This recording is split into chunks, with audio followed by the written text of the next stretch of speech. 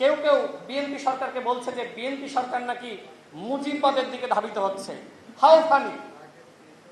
বিএনপির আদর্শ শহীদ প্রেসিডেন্ট জিয়াউর রহমান, ফ্যাসিস্টদের আদর্শ মুজিববাদ।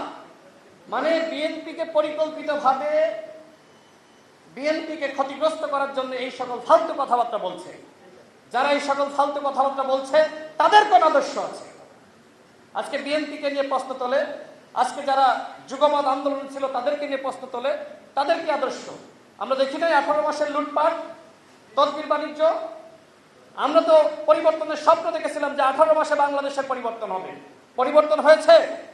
বাংলাদেশে যদি সংস্কার হয়, বাংলাদেশে যদি পরিবর্তন হয়, সেটি বাংলাদেশের মাননীয় প্রধানমন্ত্রী জনাব তারেক রহমানের হাত ধরে ইনশাআল্লাহ পরিবর্তন হবে।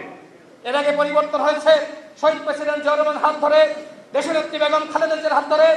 বাংলাদেশে এখন পরিবর্তন শুরু হয়েছে বাংলাদেশের মাননীয় প্রধানমন্ত্রী জনাব তারেক রহমানের হাত ধরে।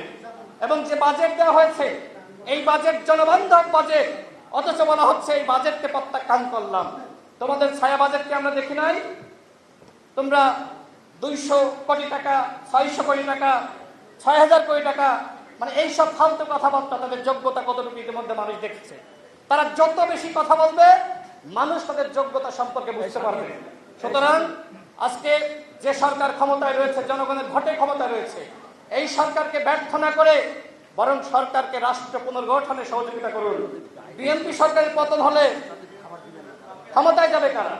আপনারা ক্ষমতায় যাবেন? দেশ চালাতে পারবেন?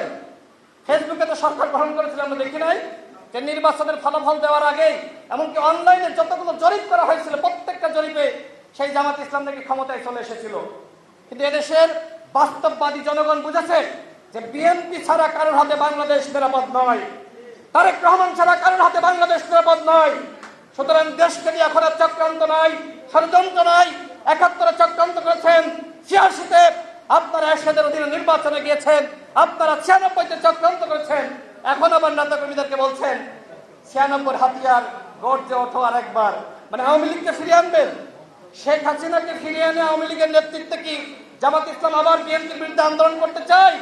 শেখ হাসিনা বাংলাদেশে ফিরবে না। আরেকটি গণঅভ্যুত্থান ছাড়া বাংলাদেশে আওয়ামী লীগ ফেরার কোনো সুযোগ নাই।